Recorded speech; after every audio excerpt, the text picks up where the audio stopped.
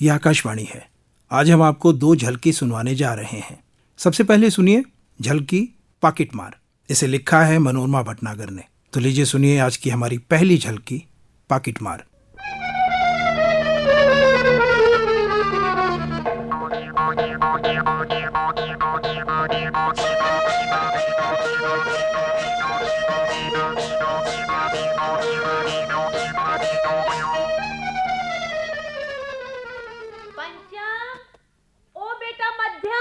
अरे कहाँ मर गए?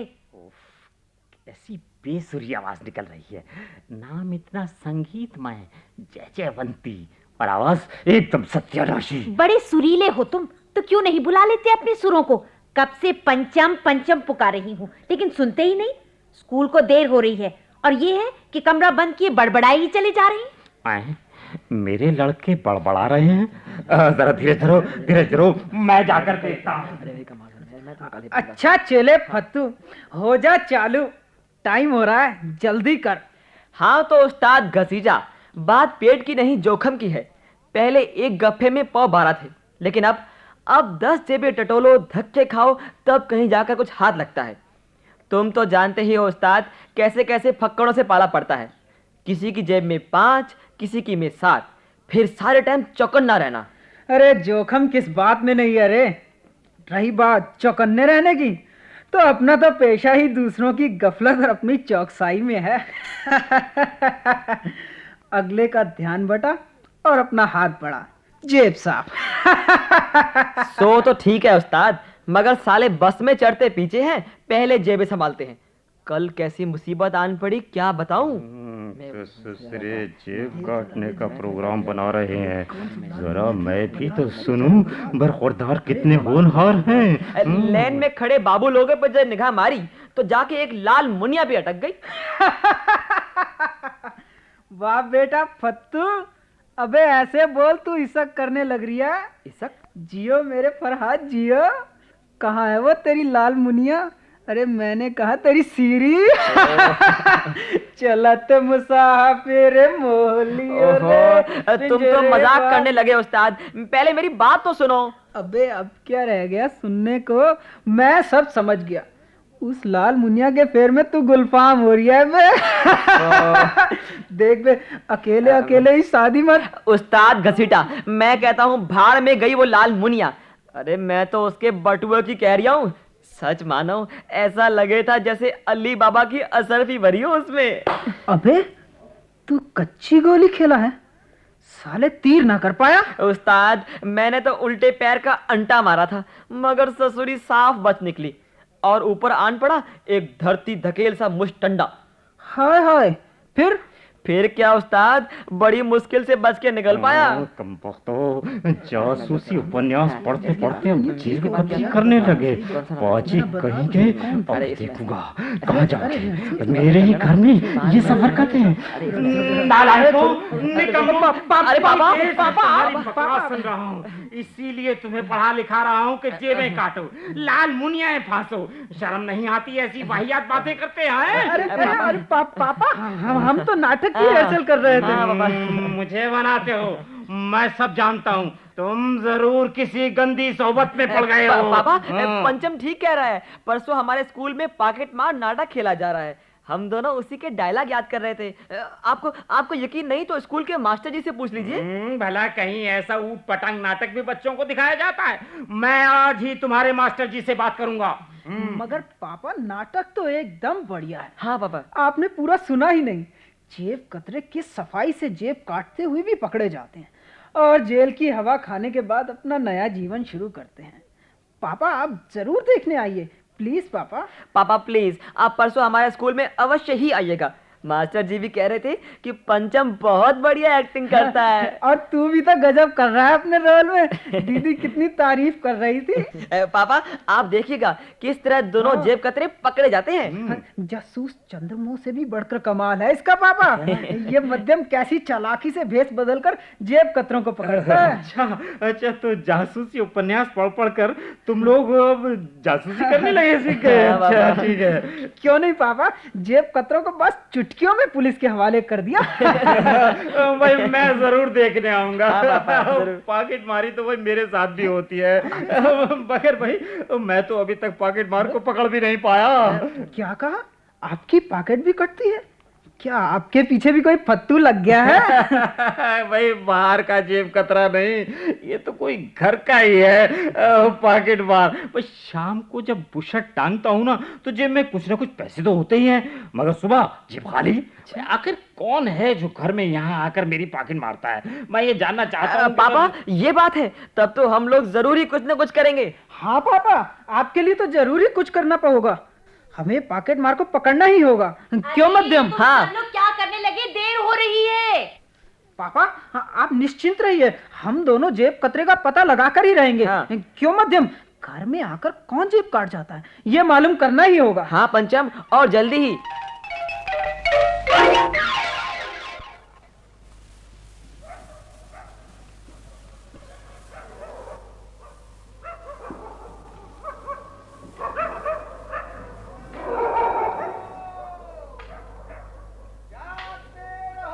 अबे मध्यम, 12 बज रहा है, तू भी चौकन्ना रही हो। तू इधर दरवाजे की तरफ ध्यान रखियो, मैं इधर जाता हूँ, शायद जेब कतरा इधर से घुसे। अबे कैसी बातें करता है? अगर वह रोज जेब काटता है तो क्या उसे सारे रास्ते मालूम नहीं होंगे? और फिर यही क्या जरूरी है कि वह इस वक्त ही आ जाए?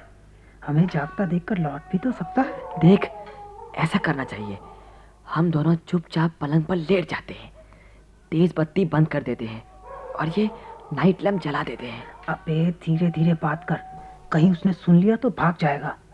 हाँ तो अब टाइम हो रहा है। उपन्यास चंद्रमोहन में जितनी चोरियां होती हैं, डाके पड़ते हैं, वह सब 12 के बाद के हैं।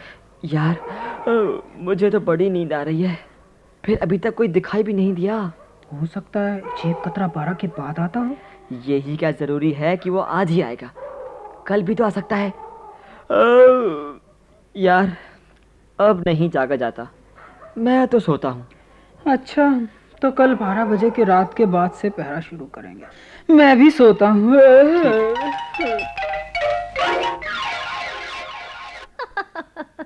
अरे ये कपड़ा महंगा है तो क्या हुआ, है भी तो उन्हीं की जेब का प्रताप। मगर बहन, हमारे वो तो कुछ भी वापस नहीं करते। तुम्हारे पतिदेव तो बड़े सीधे आदमी हैं जो जेबें झाड़ देते हैं। अरे बहन, जेबें कौन झाड़ता है? मैंने तो कभी उनसे फूटी कौड़ी भी वापस नहीं मांगी। अपना तो सिलसिला ही और है। दफ्तर से वो जैसे ही घर आते हैं, मैं उन्हें आराम कुर्सी पर बिठा देती हूँ, फिर बड़े प्यार से उनके जूते खोलती हूँ। बोलो, है ना पति सेवा पूरी? पर हमारे पतिदेव तो ऐसा नहीं करने देते। तुम तभी तो मेवा नहीं पाती। जूते उतारकर चाय का प्याला थमा देती हूँ और वो फिर कुर्सी पर लेटकर अखबार में लीन हो जाती है। लेटते वक्त जेब से रेजगारी जो झड़ जाती है वो तो मैं उठा ही लेती हूँ। इसके अलावा बुशर्ट में बचे पैसे भी झाड़ लेती हूँ। बड़े सीधे हैं तुम्हारे पति, बेचारे को पता भी नहीं चलता। अरे पता भी चले तो क्या हुआ, मुझ पर शक करने से तो रहे। अरे मैं तो बातों में ही लग गई। चुन्नू के पापा के आने का वक्त हो गया होगा। अच्छा बहन, तो अब मैं चलती हूँ। अच्छा, कल आना जरूर बहन। हाँ हाँ जरूर आऊंगी। नमस्ते। नमस्ते।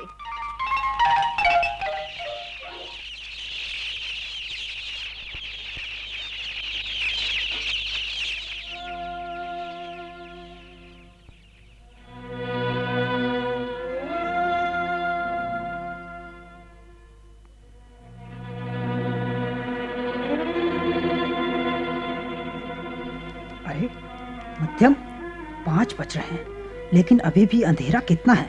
यार मुझे तो देखते देखते डर भी लगने लगा। बस यार, आज तो मेरा मन कहता है हम जेब कतरे को पकड़ ही लेंगे। तू कमरे की तरफ ध्यान रख, मेरा ख्याल है वह चोर ऐसे ही वक्त में घुसता होगा। अबे आहिस्ता, चुप हो जा बे। ये देख, कैसी छाया। छाया? छाया? हाँ। अरे छाया, अरे हाँ। और ये क्या? ये तो पापा के कमरे की तरफ। अबे कमरे की तरफ नहीं, ये देख खूंटी पर टंगी बुशर्ट की तरफ। हाँ, तू इधर रह, मैं देखता हूँ। हाँ, अरे यार पैरों की आहट भी नहीं होनी चाहिए, अंधेरा तो काफी है। वो छाया कैसी खामोशी से। अच्छा मैं भी दबे पांव चलता हूँ। कौन है? पकड़ मार, पकड़ लिया, चोर पकड़ लिया। मम्मी तू मम्मी पापा की बुशर्ट से आप अरे अरे अरे तुम दोनों चिल्ला क्यों रहे हो? चोर पकड़ लिया, पॉकेट मार पकड़ लिया। अरे कब तो चिल्ला क्यों रहे हो? शर्म नहीं आती? पापा पापा जेब कतरा पकड़ा गया। पापा अब इनाम दीजिए, आपका पॉकेट मार पकड़ लिया। क्या बदतमीजी! अरे छोड़ ना मुझे, छोड़। मध्यम, अरे देखो पापा कैसे खुश नजर आ रहे हैं। तो तुम लोगों ने पकड़ ही लिया। अच्छा तो ये सब तुम्हारी साजिश है? शर्म नहीं आती बच्चों को ऐसी बुरी बातें सिखाती? मगर मम्मी हमने तो पॉकेट मार को तलाश किया है, पापा तो रोज ही परेशान रहते थे। भाई पॉकेट मार का पता तो था, लेकिन रंगे हाथों आज ही पकड़ा गया है। जयवंती, बात दरअसल ये है कि तुम रोज ही कहती थी ना कि तुम ही हो जो गृहस्थी का तबला बजाए जा रही हो। आज मैंने सोचा कि उस तबले का राग बच्चों को भी पता चल जाए तो क्या हर्ज है। अच्छा तो मैं आप समझी, बड़े गुन्ने हो जी। मैं तो समझती थी कि तुम्हें पता ही नहीं चला। भाई पता तो था, मगर देखो ना, बच्चों के नाटक का ये अंश हम देख नहीं पाए थे। मैंने सोचा इस अंश को घर में ही पूरा कर लिया जाए। क्यों भाई, कैसा रहा ये नाटक पॉकेट मार? अरे ये नाटक तो उसी दिन शुरू हो गया था जब तुम मुझे ब्याह कर लाए थे।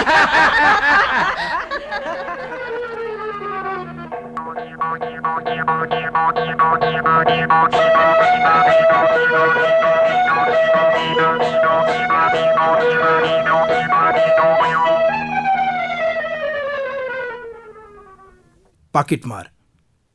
अभी आप मनोरमा भटनागर की लिखी हुई ये झलकी सुन रहे थे। केंद्रीय नाटक एकांश द्वारा तैयार की गई इस झलकी के निर्देशक थे विश्व प्रकाश दीक्षित बटुक, सहायक कृष्ण कुमार नरूला।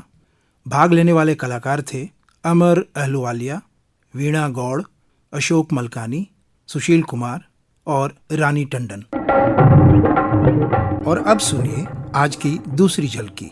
शीर्षक है ब्यूटी कॉन्टेस्ट।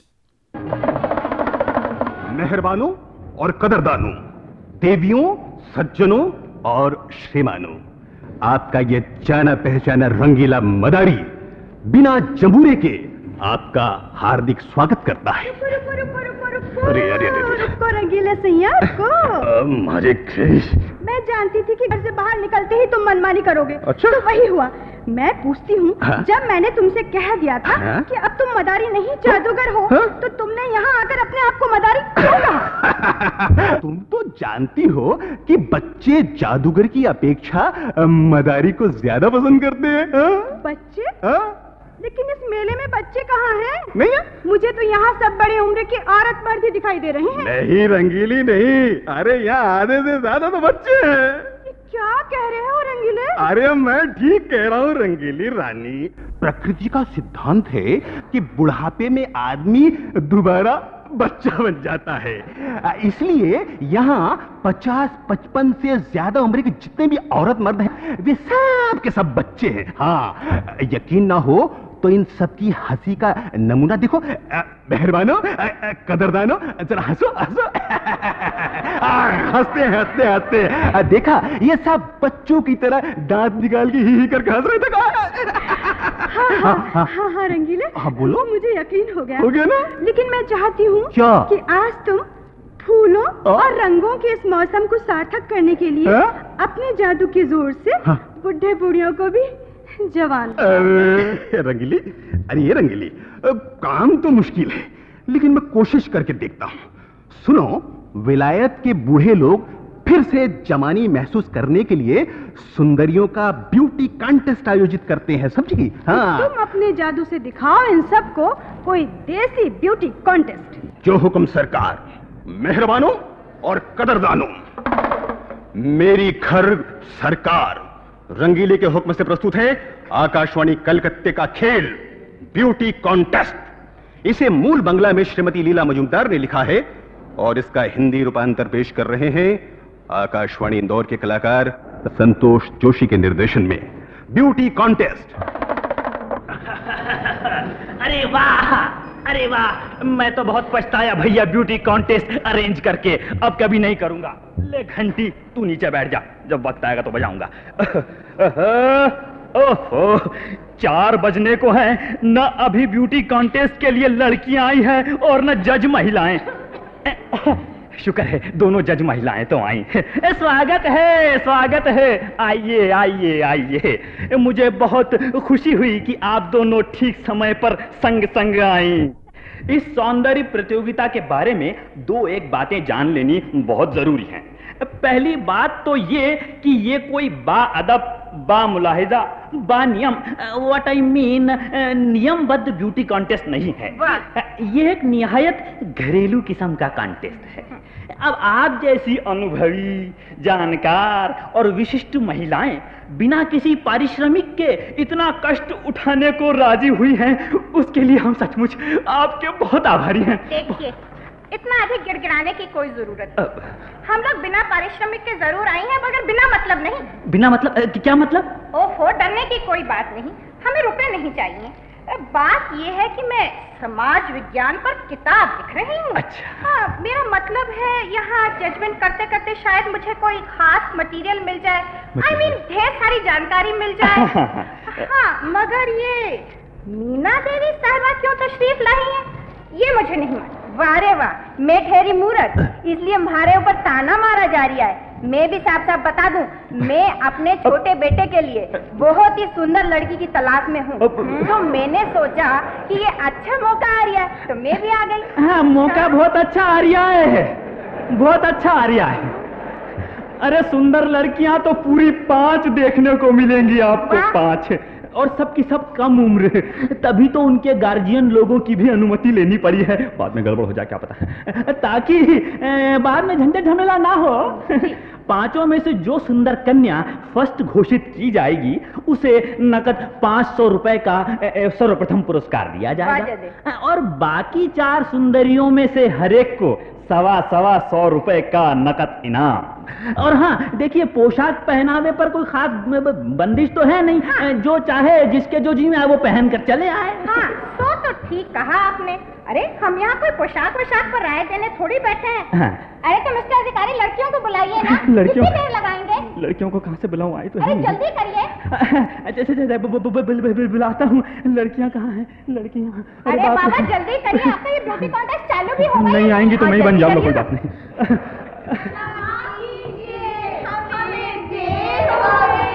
बहुत अच्छा हुआ। कोई बात नहीं, कोई बात नहीं कन्या देवियों, दुलारियों, आप लोग जरा दम ले लीजिए। मैं निर्णायकों को उनकी सीट पर बैठा हूं। इतने में आप सब अपने मन मुताबिक मेकअप कर सकती हैं, वेशभूषा पहन सकती हैं। या मेकअप कहीं है वो दीदी, इतना भी नहीं समझती। क्रीम, पाउडर, लाली वगैरह। लेकिन क्रीम, पाउडर, लाली लगाने से असली चेहरे का क्या पता चलेगा? हमारी बात मानो तो एक एक का मुंह साबुन और गर्म पानी से धुलवा कर नए तौलिए से रगड़ रगड़ कर चेहरा साफ करने का हुक्म दो। तब हम सब अपने अपने घर वापस नहीं चल देंगी। अरे हम सब तो कल से ही खाना पीना सोना सब की जो हराम करके साजती शोबरती रही है, मेकअप करती रही है। ठीक है, ठीक है, ठीक है, इसमें इतना उत्तेजित होने की क्या बात है? उन्होंने तो सिर्फ अपनी राय जाहिर की है। अब तुम सब एक एक करके मुंह पर उंगली रखे हुए मंच पर जाकर खड़ी हो जाओ। ऐसा कैसे होगा? वो 5 नंबरी तो अभी तक आई ही नहीं। अरे हाँ, 5 नंबरी तो अभी तक वाकई में नहीं आई है।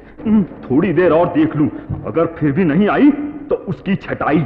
हाँ, उसके बाद उसके बिना ही इस प्रतियोगिता की कार्यवाही शुरू हो जाएगी। ठीक 4:15 बजे। ये हमारा आखिरी फैसला है। मिस्टर अधिकारी, बोलो सुंदरी। हम लोग आखिरी बार जरा ड्रेसिंग रूम तक हो आए। Dressing room? हाँ, हो। क्यों? जाओ जाओ जाओ। लेकिन सुनो, जब मैं घंटी बजाऊं तो फौरन चलिए आना। हाँ। अब जरा जान में जान आई भगवान। सुंदरियां कैसी भयंकर चीज होती है, जिंदगी में पहली बार देखा। क्यों भैया? बोलो मैया। इतनी मिन्नतें करके तो लाए हो और एक प्याली चाय तक पिलाने का नाम नहीं ले रहे। ओफो मीना दीदी, ये लोग हमारी इज्जत, हमारा रुतबा देखकर हमको यहाँ लाए हैं। तुम्हारे पति एक उद्योगपति हैं, उनका कितना नाम है, और मैं तो इतना बड़ा कॉलेज चलाती हूँ। हाँ। अगर हमारे बारे में इन लोगों से छोटी मोटी भूल हो जाए तो क्या बिगड़ता है? क्या बिगड़ता है? हाँ बेन, तुम ठीक कहती हो। हाँ और मिस्टर अधिकारी, बोलिए वो जी। तुम्हारे 5 नंबर आएगी भी या नहीं?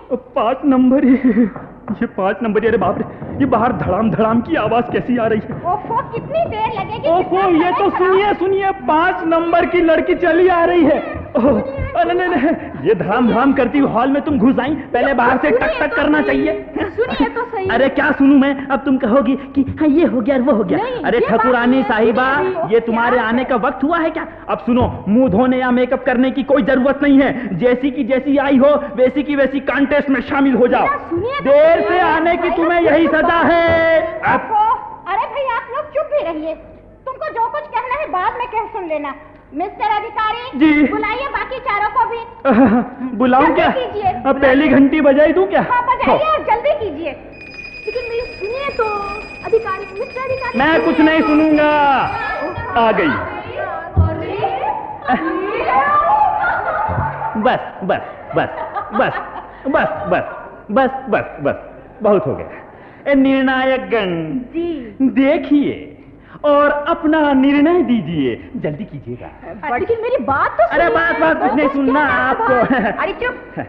बड़ी बात। मुश्किल है दीदी, है। इसमें तो असली चेहरा पहचानना किसी के बस की बात नहीं। है। मैं तो पहले से ही कह रही थी, सबके चेहरे गीले तौलिए से रगड़ रगड़ कर देखना बहुत जरूरी है। गलत है। हाँ, गलत है। कॉन्टेस्ट मेकअप से ही होगा। मेकअप से ही होगा, मेकअप से ही होगा।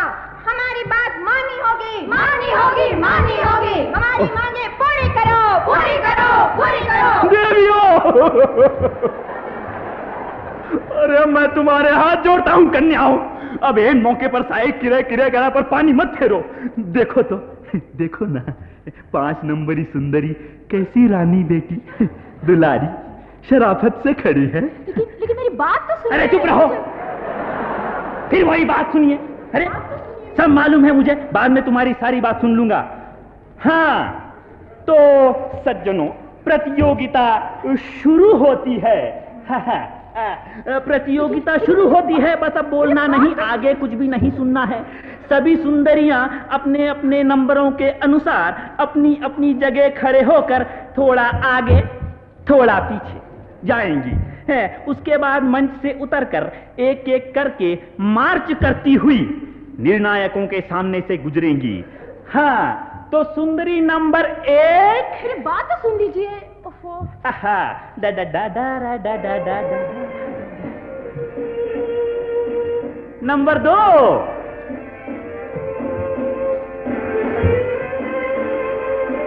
वाह वाह, क्या बात, जीते रहो। नंबर 3।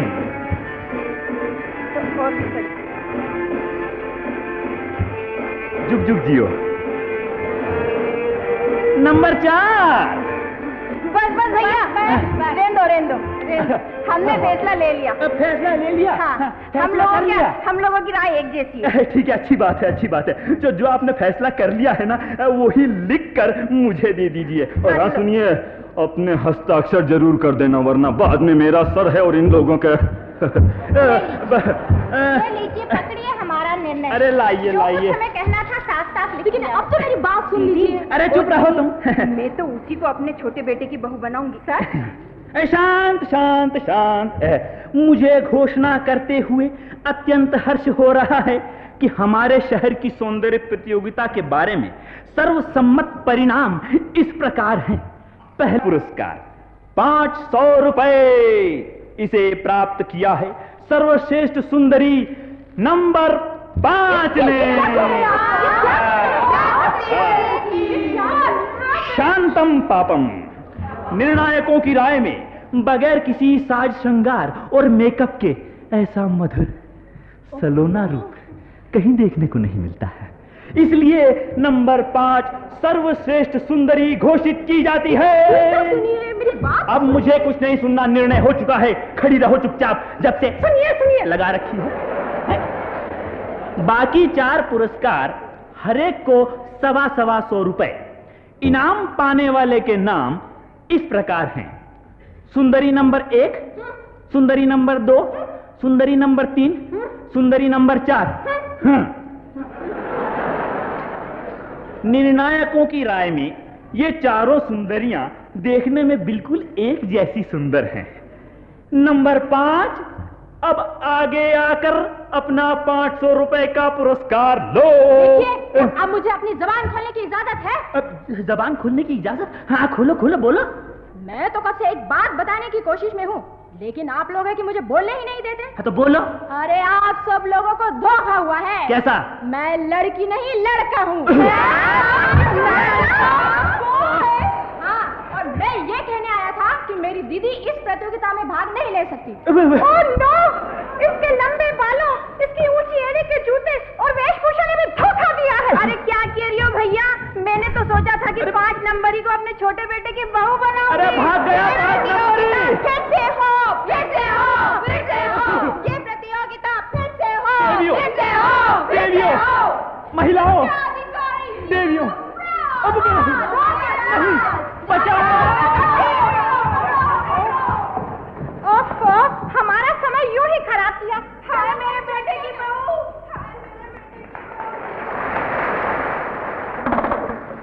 मेहरबानों और कदरदानों, ये ब्यूटी कॉन्टेस्ट का नुस्खा कामयाब रहा। इसे प्रस्तुत कर रहे थे आकाशवाणी इंदौर के कलाकार संतोष जोशी के निर्देशन में। आपकी हंसी से लगता है कि बुढ़ापे की पतझड़ में फिर जवानी की बहार आई है। रंगीले, बोलो रंगीली। तुम उस ब्यूटी कॉन्टेस्ट की सुंदरियों को इतना घूर घूर कर क्यों देख रहे थे? नहीं तो मैं नहीं देख रहा था। बंद करो ये, नहीं तो मैं तो। हाँ। मर्दों की जात ही ऐसी है, जब कोई शादीशुदा मर्द हाँ। किसी खूबसूरत औरत को घूर घूर कर देखता है हाँ। तो उस समय भूल जाता है कि वो शादीशुदा है। नहीं रंगीली, सच पूछो तो उसे याद आता है कि वो शादीशुदा है। इसका मतलब है कि तुम्हें अफसोस है कि तुम शादीशुदा हो। नहीं नहीं, बिल्कुल नहीं। मैं तो खुश हूँ कि मुझे तुम जैसी खूबसूरत रंगीली बीवी मिली है। अच्छा मान लो हाँ। कि मैं तुम्हें तलाक दे दूं तो तुम दूसरी शादी करोगे? बिल्कुल नहीं। शादी के एक ही अनुभव से मैं इतना बुद्धिमान हो गया हूँ कि मानता हूँ कि अब क्या मानते हो? मानता हूँ कि मर्दों को कभी शादी नहीं करनी चाहिए। हाँ, औरतें भले ही शादी कर ले। ब्यूटी कॉन्टेस्ट, अभी आप ये झलकी सुन रहे थे। निर्देशक थे संतोष जोशी। भाग लेने वाले कलाकार थे गुरजीत चोपड़ा, निर्मला दागी, मंजूश्री मुखर्जी, उषा जोशी, कल्पना अवस्थी, राजश्री पिंगले और संतोष जोशी। कल इसी समय आपसे फिर मुलाकात होगी। तब तक के लिए नमस्कार।